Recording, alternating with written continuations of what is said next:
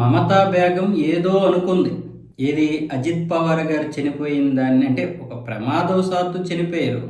ఇందులో కుట్ర ఉంటే ఉండొచ్చు, తర్వాత లేకపోతే లేదు, తర్వాత సంగతి అది. కానీ మొదటైతే చనిపోయినటువంటి వ్యక్తి విషయంలో నువ్వు చేయాల్సింది ఏంటంటే సంతాపం ప్రకటించాలి, సానుభూతి ప్రకటించాలి. ఇందులో ఇంకేదైనా కుట్ర కోణం ఉందా లేదా అది కూడా ఆలోచించండి అని చెప్పాలి. ఆయన చనిపోయిన వెంటనే సంతాపం సానుభూతి పక్కన పెడితే వెంటనే ఎంక్వైరీ చేయించండి.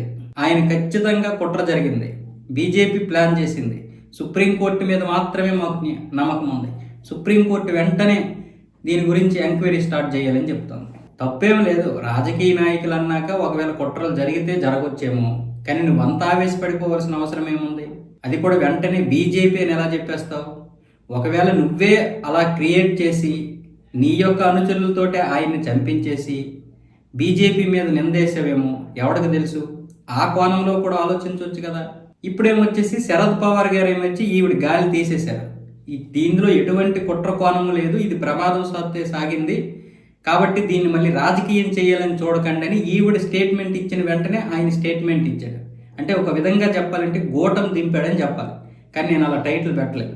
ఈవిడేమొచ్చేసి ఏదో అనుకుంది, అంటే ఇది పెద్ద రాజకీయ దుమారం చేద్దాం, బీజేపీని ఇరకాటంలో పెట్టేద్దాం, రేపు రాబోయే ఎన్నికలకి ఇది బాగా ఉపయోగపడుతుంది, నన్ను కూడా ఇలాగే ఇబ్బంది పెట్టారు అని.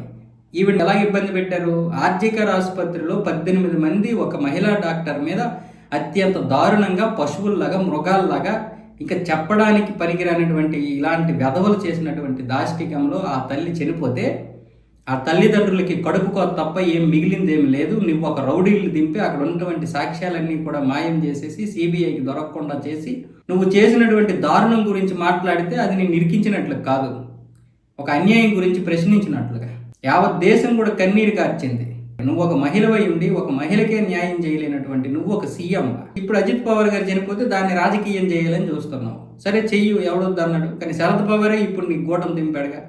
ఇది రాజకీయ దుమారం చేయకండి, ఇది రాజకీయంగా మీరు ఉపయోగించుకోకండి, ఇది ఒక ప్రమాదవశాత్తు జరిగినటువంటి సంఘటన.